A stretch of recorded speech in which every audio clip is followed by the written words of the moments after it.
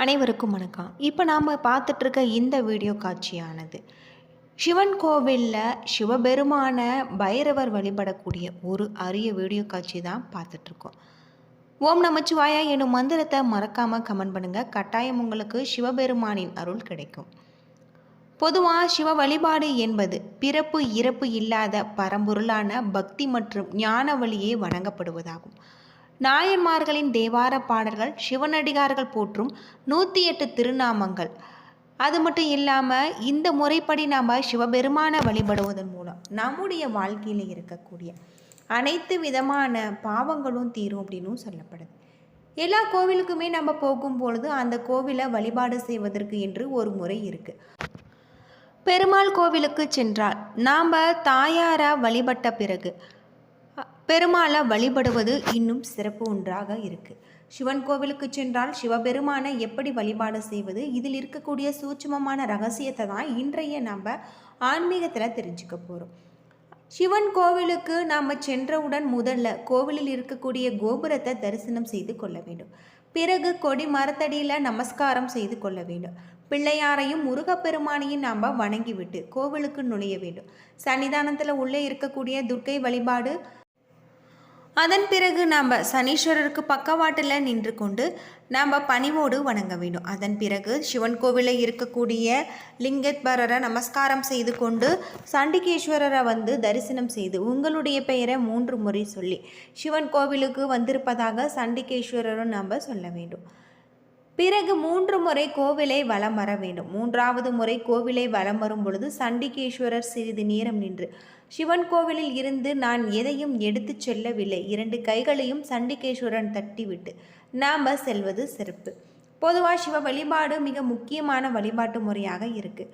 பொதுவாக மனித வாழ்க்கை என்பது சாதாரண விலங்குகளை போல உண்டு உறங்கி குடும்ப வாழ்க்கையில் ஈடுபட்டு தற்காத்து பின்னர் மடிந்து போவது அல்ல. மனித வாழ்க்கையின் உண்மையான பக்குவத்திற்கு கோவில்கள் மிகவும் அவசியமான ஒன்றாக சொல்லப்படுது. இதன் மூலம் சிவன் கோவிலின் அவசியத்தை நம்மால் புரிந்து கொள்ள முடியும். பொதுவாக காசியில் இருந்தால் முக்தி, திருவாரூரில் பிறந்தால் முக்தி, சிதம்பரத்தை தரிசித்தால் முக்தி கிடைக்கும். நினைத்தாலே முக்தி தரக்கூடிய தலமாக தான் திருவண்ணாமலை கோவில் இருக்குது. பஞ்சபூத தலங்களில் அக்னி தலமாக குறிப்பிடப்படுது. தேவார பாடல் பெற்ற 274 சிவாலயங்களில் இது 233வது தேவார தலம். அம்மனின் 51 சக்தி பீடங்களில் அருண சக்தி பீடமாக இருக்குது. முருகப்பெருமானுக்கு அறுபடை வீடு இருப்பது அனைவருக்கும் தெரிந்த விஷயம்.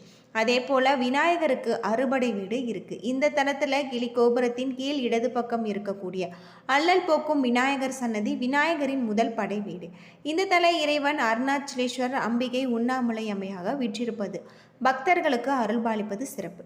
திருவண்ணாமலை அருணாச்சலேஸ்வர் திருக்கோவில் சுமார் 25 ஏக்கர் பரப்பளவில் பிரம்மாண்டமாக அமைஞ்சிருக்கு. கோவிலில் 9 கோபுரங்கள், 6 பிரகாரங்கள், 142 சன்னதிகள், 22 பிள்ளையார்கள், 306 மண்டபங்கள், 1000 தூண்கள் கொண்ட 1000 கால் மண்டபம். இதன் அடியில் அண்ணாமலையார் பாத மண்டபம் அமைந்த கோவில். படைக்கும் கடவுளான பிரம்மாவுக்கும் காக்கும் கடவுளான விஷ்ணுவுக்கும் தங்களில் யார் உயர்ந்தவர்கள் என வாக்குவாதம் ஏற்பட்டது. இதை அறிந்த சிவபெருமான் அவர்கள் முன் ஜோதி வடிவில் தோன்றிருக்காங்க. இருவருமே சிவனிடம் முறையிட்டிருக்காங்க. அப்போது யார் சிவன் தனது அடிமுடியை கண்டு வருகிறார்களோ அவர்களே உயர்ந்தவர்கள் என கூறியிருக்காரு. விஷ்ணு வராக அவதாரம் எடுத்து பூமிக்குள் சென்றிருக்காரு. அது போய்கொண்டே இருந்தது. திரும்பி தன்னால் கண்டு அறிய முடியவில்லை என ஒப்புக்கொண்டிருக்காரு. சிவபெருமானை முழு முதல் கடவுள் என்பதை உணர்ந்து அவரை வணங்கி நின்றிருக்காங்க. சிவபெருமானும் ஜோதி வடிவில் இருந்து ஒரு மலையாக மாறி காட்சி கொடுத்திருக்காங்க. அந்த மலைதான் கோவிலின் அருகே அமைந்திருக்கக்கூடியது அண்ணாமலை. பிரம்மா தன்னால் அடிமுடியை காணவில்லை என்பதை மறைத்து சிவபெருமானின் தலையில் இருக்கக்கூடிய தாளம்பூவை பொய் சாட்சி சொல்ல வைத்து கண்டுவிட்டதாக பொய்யுரைத்திருக்காங்க. இதை அறிந்த சிவன் கோபமுற்று இனி உனக்கு பூமியில் கோவிலோ பூஜையோ கிடையாது எனவும் சாபமிட்டிருக்காங்க. அதே போல தாளம்பூவை இனி தனது பூஜையில் உன்னை பயன்படுத்த மாட்டார்கள் எனவும் கூறியிருக்காரு. இதன் காரணமாக தான் இன்றளவுமே சிவாலயங்களில் தாளம்பூவை மட்டும் படைக்க மாட்டாங்க.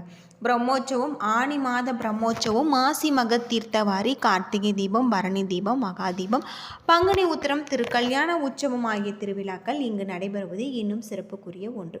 சிவன் கோவில் அனைத்திலுமே சிறப்பு வழிபாடு திங்கட்கிழமையாக இருக்கும்.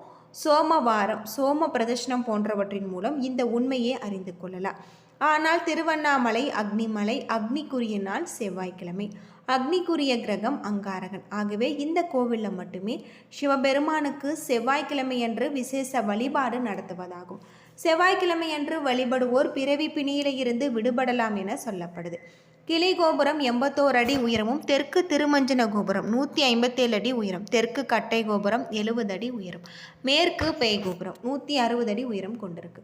அண்ணாமலை கிருத யுகத்தில் அக்னி மலையாகும், கிரேத யுகத்தில் மாணிக்க மலையாகும், துவாபர யுகத்தில் தாமிர மலையாகும், கலியுகத்தில் கல்மலையாகவும் இருக்குது. இந்த மலையானது 2688 அடி உயரம் கொண்டிருக்கு.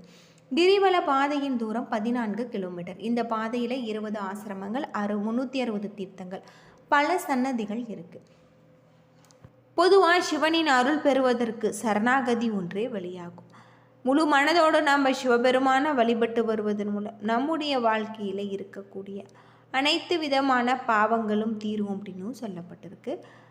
எத்தனை முறை சொன்னாலுமோ கேட்டாலுமே சலித்து போகாதது திருவண்ணாமலை தல பெருமைகள். அப்படிப்பட்ட திருவண்ணாமலை தலம் பற்றி பலரும் அறியாத, அனைவரும் அறிந்து தெரிந்து கொள்ள வேண்டிய சில அற்புதமான தகவல்களை பற்றி நாம் தெரிந்து கொள்ளலாம். நம்முடைய சேனலில் வாராகியம்மன் ஜோதிட நிலையத்தில் அனைத்து விதமான பிரச்சனைகளுக்குமே தீர்வு சொல்லப்பட்டு வருது. உங்களுடைய வாழ்க்கையில் இருக்கக்கூடிய பிரச்சனைகளுக்கு தீர்வு காண வேணும்னா டிஸ்கிரிப்ஷனில் நம்பர் கொடுத்துருக்கோம். அந்த நம்பருக்கு கால் பண்ணி உங்களுடைய பிரச்சனைகளை சொன்னீங்கன்னா போதும், அதற்கான ஒரு தீர்வு உங்களுக்கு கட்டாயம் கிடைக்கும் அப்படின்னே சொல்லலாம். சில விஷயங்களை நம்ம தெரிந்து கொண்டு வழிபடுவது இன்னும் சிறப்புக்குரிய ஒன்றாக இருக்குது. இந்த காலகட்டத்தில் இவற்றில் எத்தனை விஷயங்கள் உங்களுக்கு தெரிகிறது என்பதை நீங்கள் பார்த்து கொள்ளுங்கள். தெரியாத விஷயங்களை கற்றுக்கொள்ள வேண்டியது உங்களுக்கு ரொம்பவும் நல்லது. சிவபெருமானை வழிபடுவதற்கு சரணாகதி ஒன்றே வழியாகும். இந்த முறையில் நாம் வழிபட்டு வருவதன் மூலம் சிவபெருமானின் அருள் நமக்கு முழுவதுமாக கிடைக்கும். எத்தனையோ அதிசயங்களையும் அற்புதங்களையும் உள்ளடக்கியது தான் திருவண்ணாமலை தல அதிசயம் அப்படின்னு சொல்லலாம். பொதுவாக நம்ம உலக உயிர்கள் உற்பத்தியாவது ஒடுங்குவது சிவனுக்குள் தான் என்று சொல்லப்படுது. ஆதியும் அந்தமும் இல்லாதவர், அனைத்திற்கும் அப்பாற்பட்டவர் என சிவபெருமான வேதங்கள் போற்றுகின்றது. சிவனின் அருள் இருந்தால் பிறப்பு இறப்பு இல்லாத முக்தி நிலை அடைய முடியும் என்றாங்க. சிவனின் அருளை பெறுவதற்கு முனிவர்கள், ரிஷிகள் பல 1000 ஆண்டுகள் தவம் செய்வதாக சொல்லப்படுது. அது மட்டும் இல்லாமல் தற்போதைய காலத்தில் அப்படி தவம் செய்திருப்பது சாத்தியம் இல்லாதது. அப்படியானால் சிவனின் அருளை பெறுவதற்கு என்ன செய்ய வேண்டும் என பலரும் தேடிக்கொண்டிருக்காங்க.